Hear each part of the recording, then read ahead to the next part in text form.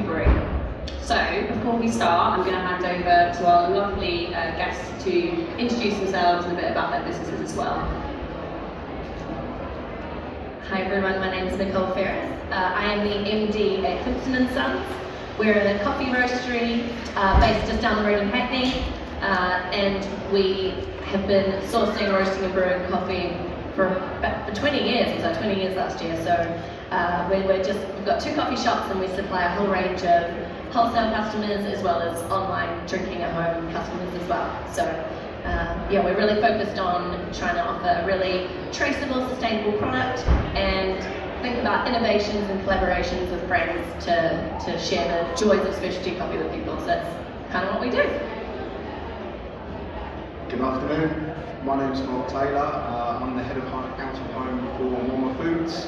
Moma started in 2006 and we were a healthy, oat-based food-to-go business. So we used to run pop-up stalls in train stations in and around London.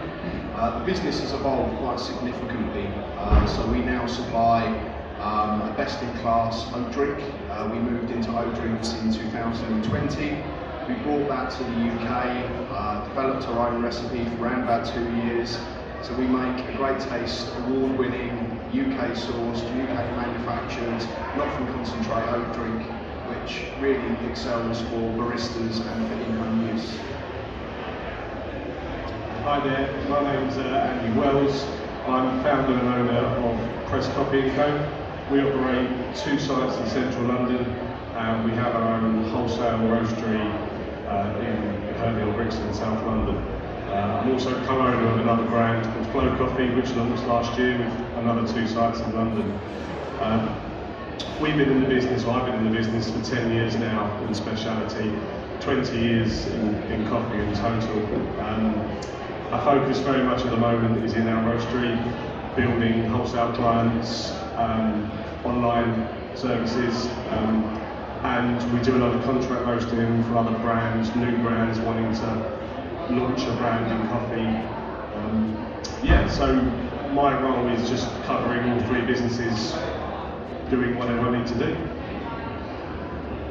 I'm Alex Banter-Smith. I'm head of European retail for Fellow, who are a San Francisco-based brand making coffee tools mainly for pour-over coffee. We make products that make great coffee better by making it easy to brew it. And we're actually celebrating 10 years this year as a company, which is kind of crazy. But yeah, that's what we do. Awesome. So I'm going to jump straight in and talk about coffee habits over the last few years. So maybe like the last couple of years with COVID, or even stretching back like 5-10 years. What have we seen change in coffee, like both at home drinking your coffee and out and about, or even in the supply chain? And what's changed? Can I start? Is that right? Just jump in. Just really like our brand boomed because of the first COVID lockdown. Like everyone started looking to improve the coffee they were drinking and then improve how they're brewing it. So our business just went crazy. We went from I think 25 employees to 100 in that sort of 2.5-3 year period now, and it's a huge shift. And it's allowed us to now develop more products for the home user, and I think that's good for everybody, right? It's been amazing. And is that just increased home brewing that has seen that growth in the business? Yeah, definitely. It's that we are a consumer brand. We don't make commercial products. Some cafes do use the product, but actually it's the whole coffee Instagram thing that's kind of taken off. Everyone sees our products. They're kind of aesthetically pleasing as well as functional, and it's just gone. Yeah, it's gone nuts. Yeah, they're beautiful products. Where you going, Andy? I think with our business, we changed out of necessity. Pre-COVID, we had 6 sites across central London. We roasted purely for ourselves in our roastery. COVID hit, obviously that was a big blow for retail, so our business shrunk through that, and we got rid of some sites and other ones didn't work out with the landlord. So we focused very much on our wholesale side of the business and our B2C side of the business. So we've been growing that organically for the last 3 years since COVID. For me, very much the rise of oat milks. So a couple of different things are at play. A few years ago, soy was incredibly prevalent, and to be honest, it was quite a arduous product. People would drink it through having to, or a necessity. Actually now, increasingly, Ultimates have really upped the game. So we entered the market in 2020, and what we've got is a real premium quality product. Oat is increasingly the alternative that people will choose in coffee because of mouthfeel, because actually the coffee will shine through and it won't be masked or clouded by any other flavour profile. So actually oat, nearly half the category when we look at retail sales, and growing disproportionately fast. So for us that's super exciting, and evolution of that trend, we're really seeing actually consumers are becoming more aware of quality and looking for a really good quality oat drink. And we're really excited about that. Manufacturing in the UK, we've got really strong confidence. We're very close to our farms and our grain merchants, and that relationship, we manage the quality all the way through. So we see that trend continuing. So on trends then, so I think everyone's sort of moved on from talking about COVID, and it's good to touch on it because it did really change the kind of coffee game in terms of people experimenting at home and having to kind of do that. Let's talk about trends. What is exciting you at the moment? What's coming up at home or abroad that you're seeing that you think, oh wow, this is going to be the future of coffee? Even if it's a small trend, you think it might become something massive in the future? Anyone want to go? A couple of things. I think more and more people are asking about the coffee that they're brewing and even going to a shop to buy. People are now starting to ask a few more questions around that coffee, and that really excites me because the world's a bit of a stressful situation at the moment, and coffee growing has a bit of a tough time at the producing regions, and it's really great to see people wanting to know a little bit more about the traceability at the farm level, and I'm particularly passionate about that because I think that's one of the big futures of coffee is being able to help support the whole supply chain through this, because it's an interesting time. The other kind of thing I've seen a lot of is the sort of ready to drink and market, as people are wanting more and more kind of quality, delicious things but ready to go, which is cool. And also seeing coffee as an ingredient, so it's not just in being used as a cup of coffee anymore, but there's a whole big widespread thing of coffee and food, coffee and alcohol, coffee and soap. There's a whole range of things now. It's not just about the coffee and drinking as much. It's something that we've noticed as well. It's cool. People have also realised that the best way to, if you're not happy with the coffee you're brewing or your tools or whatever it is you've got, the best thing to do is to buy better coffee, right? Buy better sourced coffee, not supermarket coffee, right? That's the first thing. People think, oh, my grind will make all the difference. It might, but the coffee is what's important, right? 100%. I think there's a lot of good new products, as Nicole said, coffee bags, pods. I think that gets people into home brewing themselves, and everyone will naturally evolve.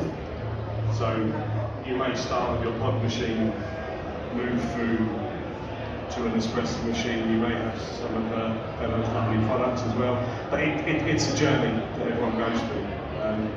I think we've been seeing quite a rise lately in just home barista enthusiasts buying kilo bags of coffee. It's a big seller for us just because you need so much to go on the espresso. And I think people learn as they go through the home market. You start with your basics and go forward, I think. I mean, the one piece of advice would be get good water, get a set of scales, and you can start with anything after that. I think, final thing from me, just on that, in terms of emerging trend, something that does really excite me when I talk to our coffee roasting partners is you've got oat drink being used maybe 1 in 3, 1 in 2 coffees, certainly central London. That trend isn't stopping, but now when we speak to our coffee partners, they're thinking about their house roasts and how does that really pair with an oat drink. So we know that our our barista oat works really well with chocolatey and hazelnutty tones and flavours. So now we're working more closely with the roasteries to make sure that their house roast works absolutely perfectly in dairy, but then has the flexibility to also work in plant-based too. And with trends, it's a bit of a difficult question, but what do you think is actually shaping the trends? You know, is it leading cafes? Is it baristas? Is it social media? And what are your guys' gut feel on that? What's influencing the trends? I see a few things influence, certainly alternative milks.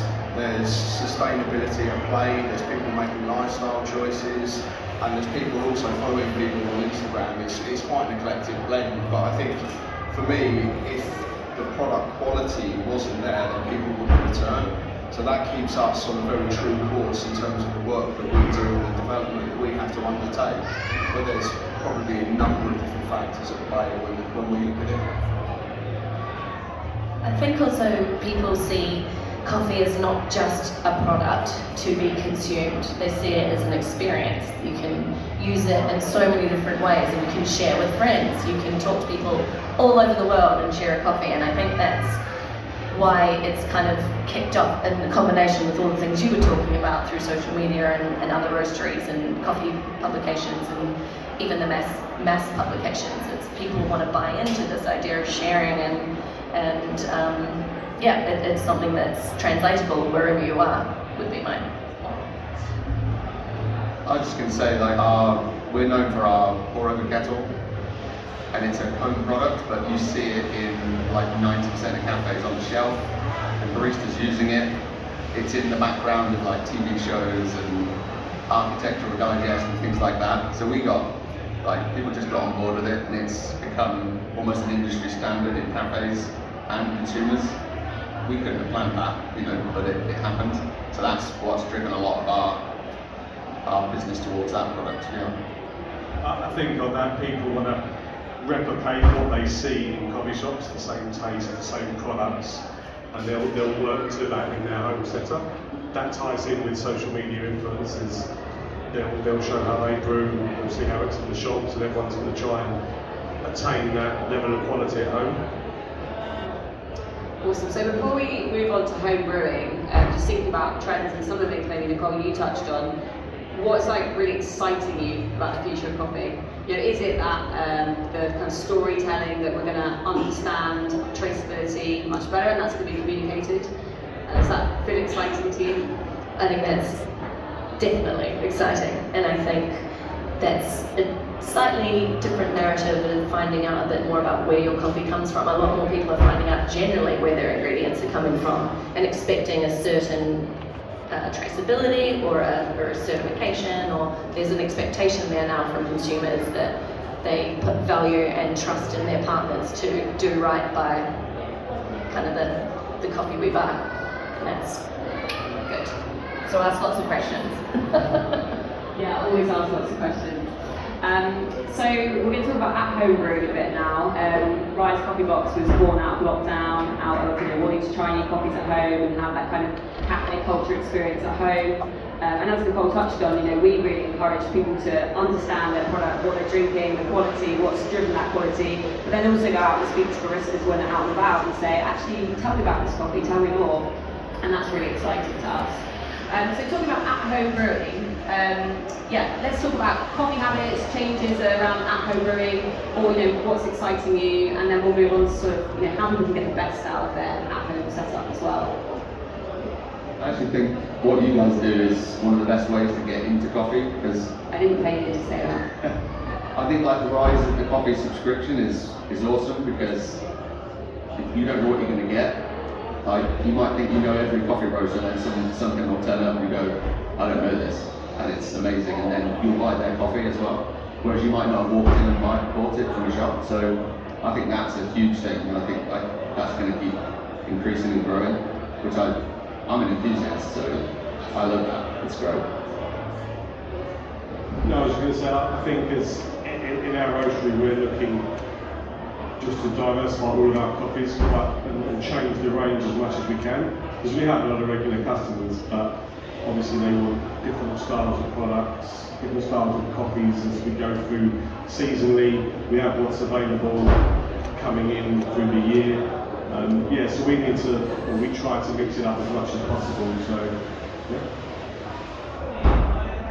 I think for us, particularly on our own drink, we're working obviously quite hard to put ourselves in more coffee shops, but what we do then with our retail business is give the consumers a chance to take a product that they can use at home that will still make a really good quality coffee, and it will work in air and shitty nose, and it can be relatively forgiving through maybe a home domestic system, but still deliver a really good cup of coffee.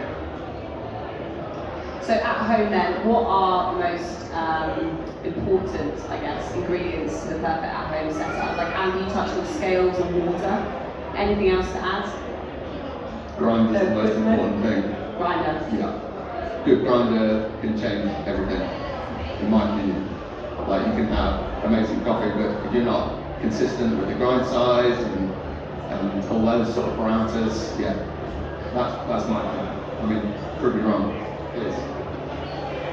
I think it all depends on you're correct, obviously. It depends on where your level of your journey is. If you're purely starting buying a bag of ground from a shop, putting it in that cafetiere that's in the back of your cupboard that you want to make for a dinner party, that's your starting point. You're using good quality coffee.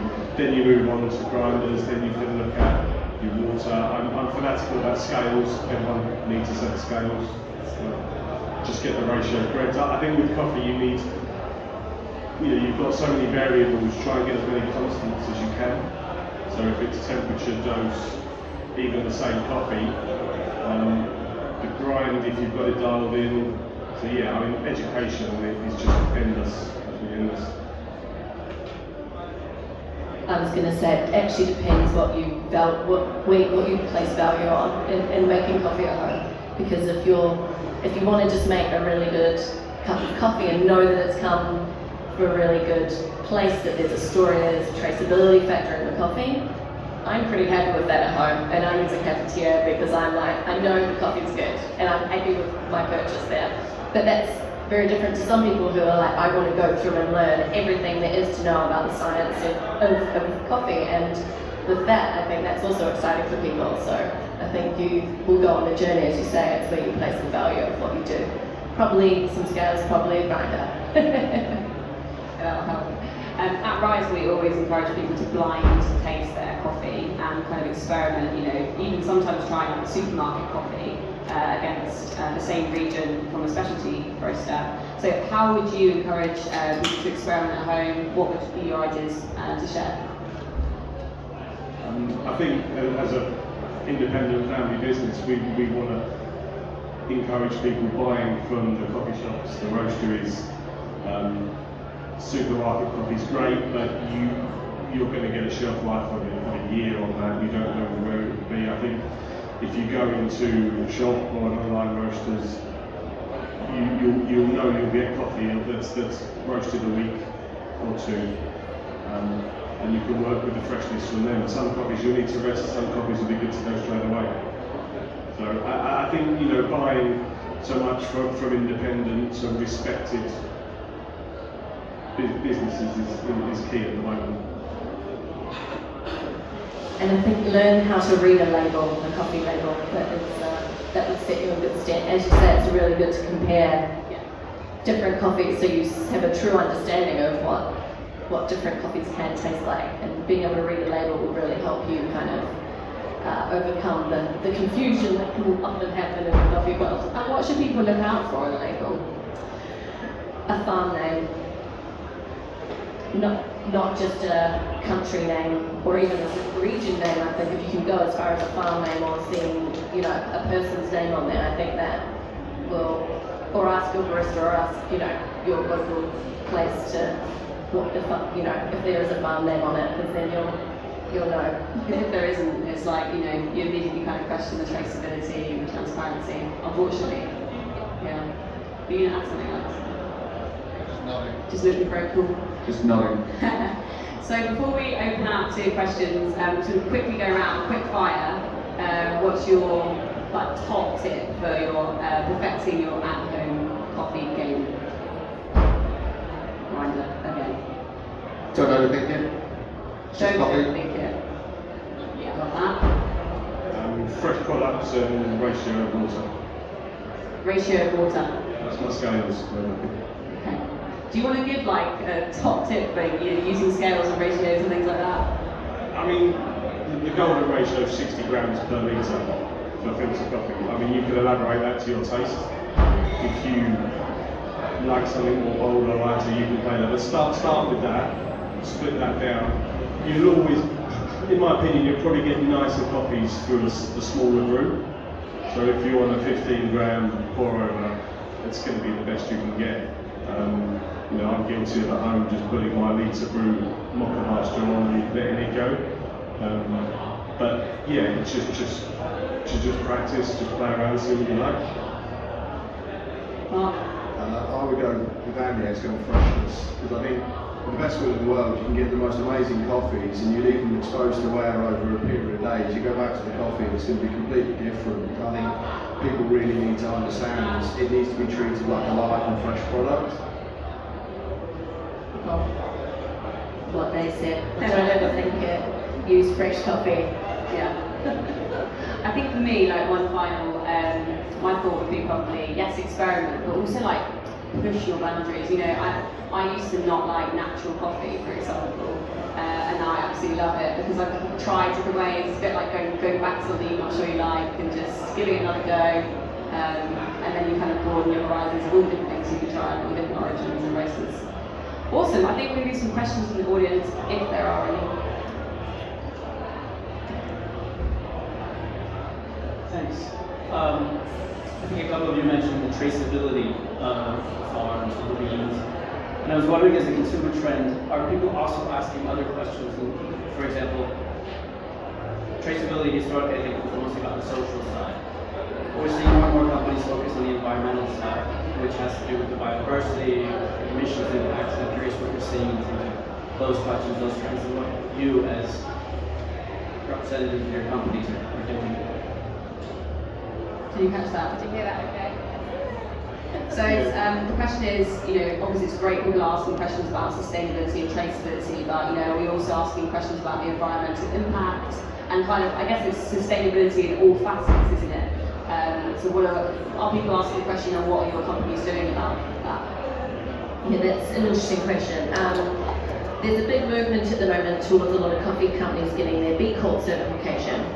And we're a pending B Corp, have been for a while, pending, but it's great because what I like about it is not so much the certification at the end, but as a business, it makes us have to look and reflect upon ourselves and see, are we doing things across the supply chain that works? What's our carbon footprint as a business, and then across the supply chain, how's that looking? How do we treat our staff? How do we run a business that's not just, factoring in a few small things, but, it's a bit more than just traceable coffee at this point. And so that's a really interesting movement that a lot of specialty coffee businesses have been, and other businesses generally have been doing, because I think it just takes that time for self-reflection, and you go, actually, there are some things I can do to improve over the next year or the next amount of time. And I think that's definitely a conversation that's also happening, yeah. For us, we actually just went to Uganda to do a project around sustainability, and I think we had so many preconceptions around the kind of sustainability issues and challenges we might see, whether that be fair wages or child labour, but actually the organisation we were there to see did a fantastic job of really looking at it from that kind of 360 perspective. The amount of initiatives that are in place in the right farms and producing regions can be astonishing, whether that's using the kind of outer fruit of the coffee, the mucilage, to make a fertiliser for a local farm. There's quite a lot of innovation happening in that space. But of course, every farm, every kind of region is different, and there's a huge amount of work to do still. So yeah, I think it's going to be a really interesting space over the next few years, and it's great that people are asking questions, and hopefully that means that we see a big shift from where we have been in terms of the amount of communication and transparency about coffee. Thanks. Any other questions? Please don't be shy, we have a little bit of extra time, so anybody else at all want to ask a question? Well, I think firstly, can we have a huge round of applause for Alice and for all of the panel?